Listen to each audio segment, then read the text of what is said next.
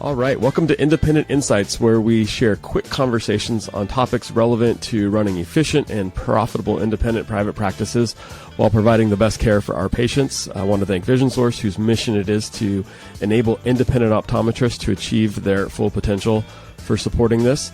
Have a great conversation today with Dr. Tessa Sokol on innovation, what that means, how she brings it into the practice, how you don't have to be an inventor, just a really good thief to be innovative. And so hopefully you enjoy the conversation that we have today.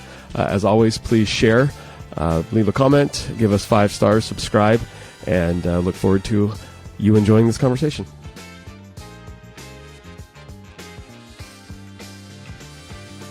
All right, really excited today. We have royalty on today. We've got the president of the Wisconsin State Association, Dr. Tessa Sokol, and excited to hear from her and to chat with her. But before we dive into it, Tessa, give us a little bit of background on yourself. Yeah, thank you. I appreciate you having me on here. This is exciting. I love talking to you and talking to all of our colleagues out there, so I really appreciate the opportunity to be on here. I graduated from ICO probably about 15 years ago. I hate thinking back because you always have to add a few years and how long it's been, but I owned a sublease office for the past decade and just relocated to a private practice 9 months ago, and it's been going great. So, that's exciting. That's was that a big shift going from a sublease to private practice? Pretty easy. How did that work out for you? You know, there's always a lot more to take on when you're expanding and taking on the optical and expanding your businesses and the services that you're offering. But that said, I feel like I tried to prepare in advance and having a lot of experience working with other optometrists and their optical and trying to prepare myself so it wasn't this big leap. So, very cool. Well, I think that's going to play really well into the topic we're going to have in conversation today. You recently got to, and I'm a little bit jealous, a lot jealous, but you got to interview Robert Herjavec from Shark Tank, and I love that show, love him, and I was enamored with the interview. We'll link it in the show notes for others to go back and watch. But the whole topic was innovation, and my guess is that you got to do a lot of that in leaving your sublease and starting your private practice. What does innovation mean to you? Because it's a word that we hear and gets thrown around in business. Certainly, every business coach wants us to be innovative. But what does that mean to you?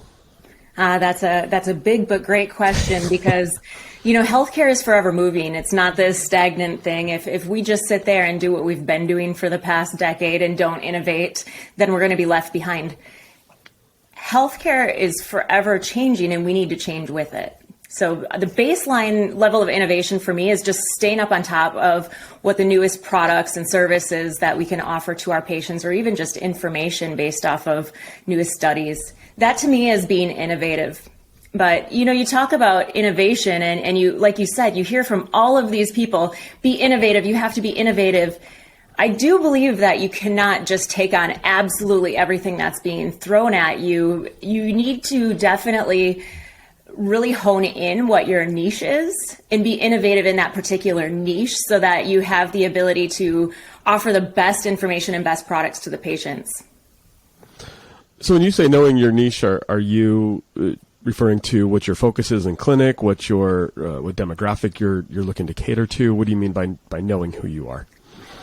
I think it's taking into account both of those. You obviously have to know your demographic before you can actually develop your niche, but you really want to do something that you're passionate about and just make sure that you're surrounding yourself with the demographic that would also support that. So for example, I really believe in holistic healthcare, proactive healthcare, and educating patients on how it's your entire body that you are being examined when you're going in for an eye exam.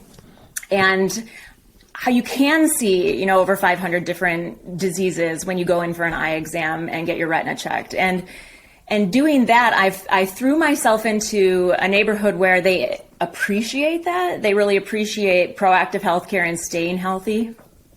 So, very cool. So you've really made that your passion. You found your passion, you found your why, and then And then it sounds like the innovative part of it is just staying on top of the latest trends, the latest research, the latest evidence-based medicine. And then I'm assuming, turning around and providing that care to your patients.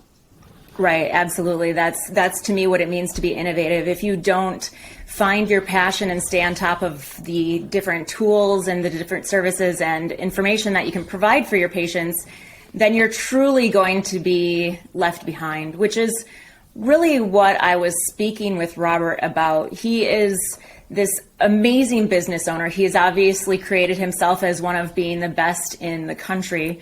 And he knows that if you're not staying innovative and staying on the top of your field and what you're passionate about, that you're going to be left behind. You're not going to be, the reputation of the best business owner in your neighborhood. Yep.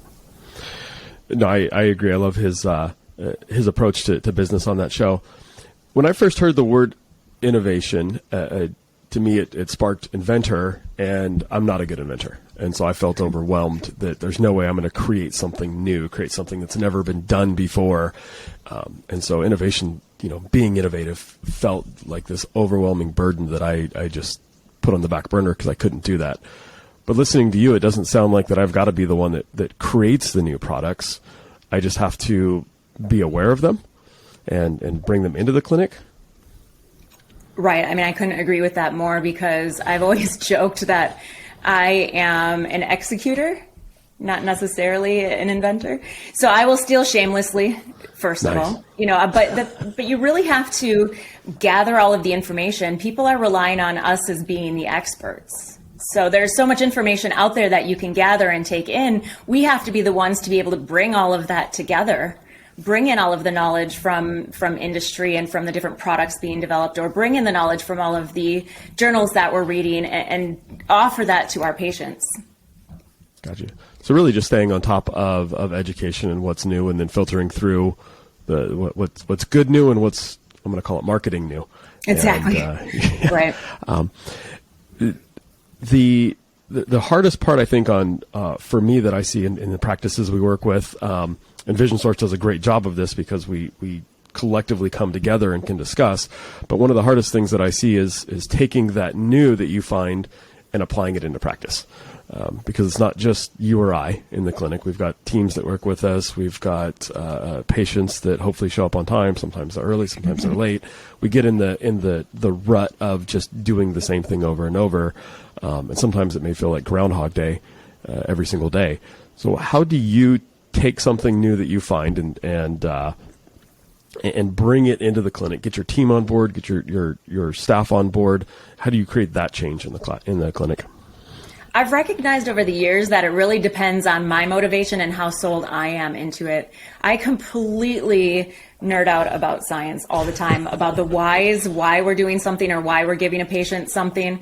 And if I bring that enthusiasm to my staff and educate them, then they can educate the patients as well. Educational selling, right? Where we're not necessarily just pushing a product on somebody. We really want to educate the patient why we believe in this, why we're bringing it into the office, and develop an excitement around it, showing that we're helping people with what we're bringing in. I like that. I love that you said educational selling. I think selling, we've made a bad word, and I think of it as a fantastic word. It helps to help people make the decisions they need in life, whether it's a new car or new contact lenses or just choosing to use their glaucoma medicine every day. I love to use that phrase. How do you educate your team? Do you sit down and educate them? Do you give them a bunch of homework and make them go read a bunch of articles? Do you bring in reps for lunch and learns? What have you found to be the best way to educate your team? I'll offer information for them to take home if they are requesting it. That I will never hold back, but I've found that asking somebody to do something outside of work isn't necessarily as lucrative as having conversations in office. I very firmly believe in a healthy work-life balance as well, so I try to do everything I can while we're at the office. Direct relationships with my employees is extremely important to get them engaged. I have the luxury of being still small at this point, and so I'm able to have that direct relationship with my employee and show them my engagement and my excitement around different products or services we're bringing in. We often have meetings, usually on a weekly, if not bi-weekly basis, just to get caught up on all of the newest things that we're bringing into the office. But, you brought up reps. That is by far my favorite resource because they are the experts on the particular product or innovation that we're bringing into our office. Mm-hmm. My staff knows that they're coming in to talk about that specific product, and they take all of that information to become experts in everything we're offering. Oh, very cool. And it sounds like you're doing a lot of leading by example. One of the hardest things is that I found, and let's go back to contacts. It's an easy example and one you talked about with Robert, the helping patients change. So it's great to say, hey, we've got this new product, this new lens on the market. We're going to, educate patients. We're going to use this. This will be our lens, our go-to of choice. And then we get in the clinic and we're running 20 minutes behind, and patients really not complaining about the lens they've been in for the last, 3 decades. And do you want to take that time to have that conversation? Do you want to take the time to create the change? How do you handle those situations so that you're leading by example and then your staff can then follow through and your patients ultimately feel that innovative experience? That's a great question because we've all been victim to that, especially like you said, if we're running behind. Obviously, I never run behind, right? No. Never. But when you're running behind and somebody comes in and says, I'm not having any problems, and you just write the same prescription, that's an extremely easy thing to fall victim to. But what I've realized, though, is that if I have a neighboring doctor that is doing that, where they are just offering the product that they've been in for the last decade, and then they come to see me, and I take a moment to tell them, there's this new product that I think will really fit and suit your daily activities because of this reason why, and this is the science as to why I think it's going to help you. It builds my reputation. And then that's when you have them telling their friends that they need to come and see me because I'm offering them the newest innovative products. I try to find ways to then maybe catch myself up other ways, maybe more relying a little bit more heavily on my staff for more pre-testing or, making them being experts on lens recommendations for glasses. I will rely on them for other things, but I feel like that's a very key, important thing that we can't let go because that's what creates our reputation of being an innovative doctor. We can't let that go. Nope, I completely agree. Somebody once told me that life's a treadmill. Or one of those rather people movers that you have at the airport, especially the Denver airport has a bunch of them, right? Where you're if you're standing on it, it's moving you along, and most of the time in life, it's pulling us backwards unless we're actively walking against it and trying to move forward. And so, finding every one of those opportunities, even when we're running late, is important and shows our team that we really believe in this. It's not just something we do when times are easy. Do you involve your team in directing some of this innovative change? Do you give them responsibility to be the controllers of that innovation, if you will? Absolutely. Obviously, what I want the practice to look like stems from me, but it has to be entirely bought in with the entire office. One, because they appreciate being knowledgeable too. No one likes it when a patient comes to them and asks them a question that they can't answer. So I've very much tried to empower every single one of my employees to be experts in everything that we offer.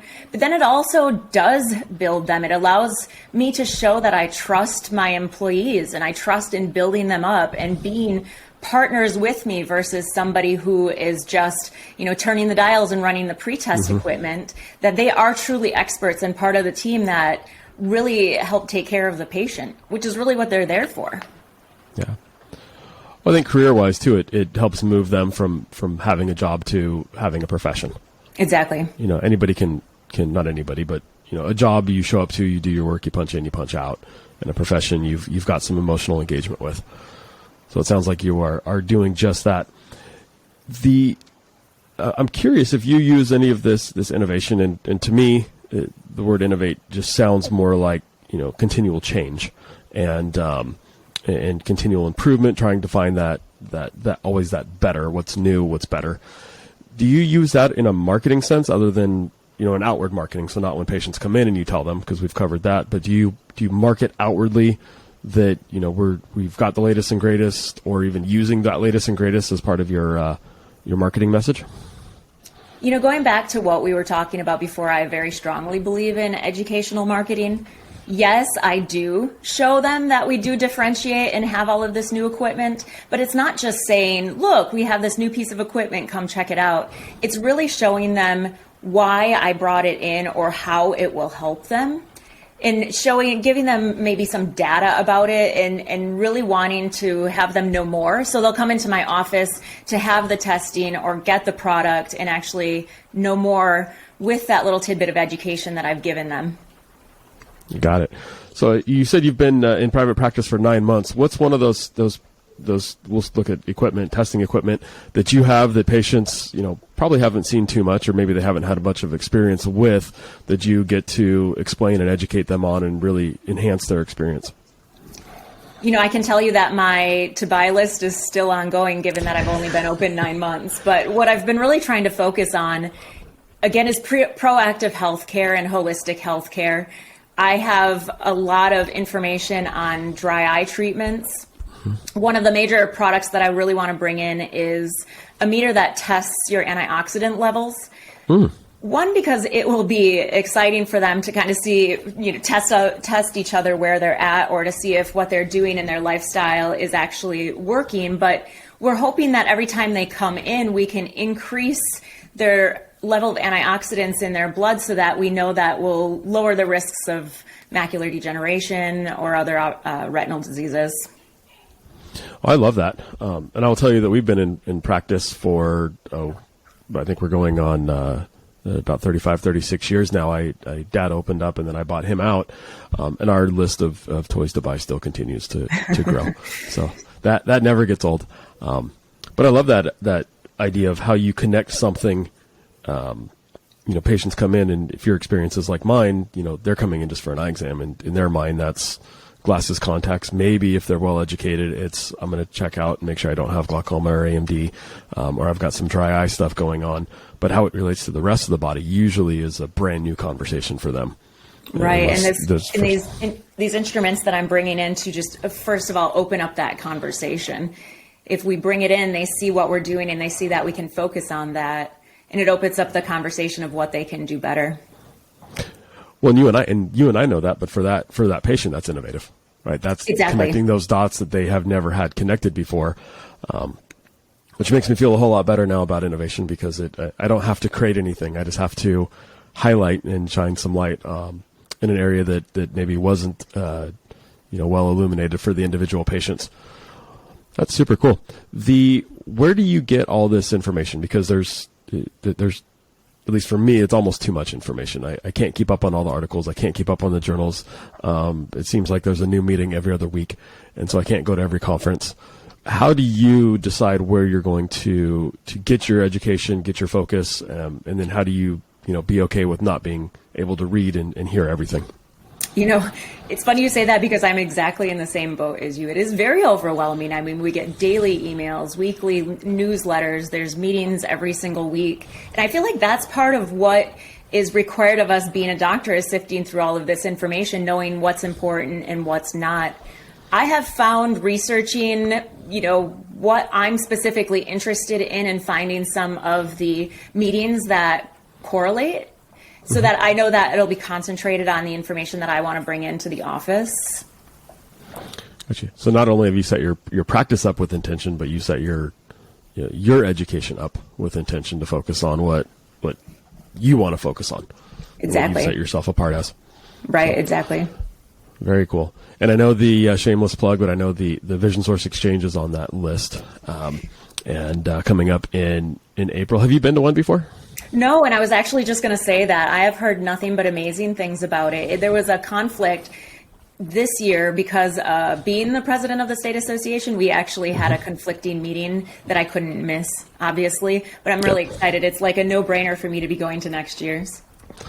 Yeah, they're fun, and what I really love about it is not that we're part of Vision Source, but it's that getting like-minded individuals together to talk about similar topics, right? To share best practices. So very much what you said, you look for the meetings that hyper focus on things that you're interested in, the holistic health, the dry eye, whatnot. And Vision Source is that for, managing independent optometry practices and getting, a couple thousand of our colleagues together to have those conversations over a few days is pretty unique.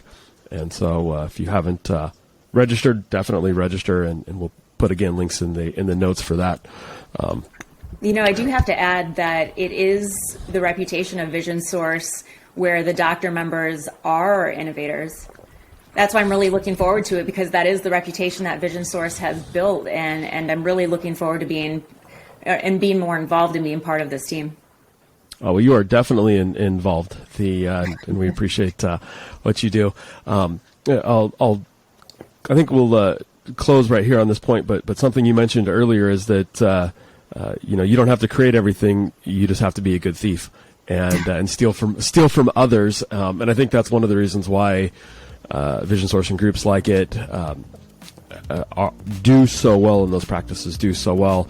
Some of the Ortho K groups and whatnot are also fall into this boat, is because they share practices and they just steal from each other. You don't have to be the best at everything. You just have to listen and contribute where you can and be open to different ideas, different challenges, and collectively, we elevate each other.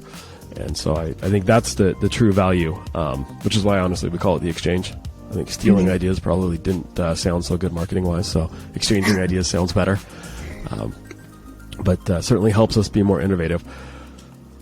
Tessa, I appreciate you making time to join us today, and for all the work you do at the State Association in Wisconsin, and for your patience, and certainly for your fantastic interview with Robert. Any last comments for us? No, I just really appreciate your time. I really appreciate being involved with this. You always have to be learning and always have to be innovating, and this is an important concept, and hopefully it can help innovate or I guess motivate people and drive them forward. Absolutely. I appreciate it. Well, thanks again and have a wonderful day. Thank you. You too.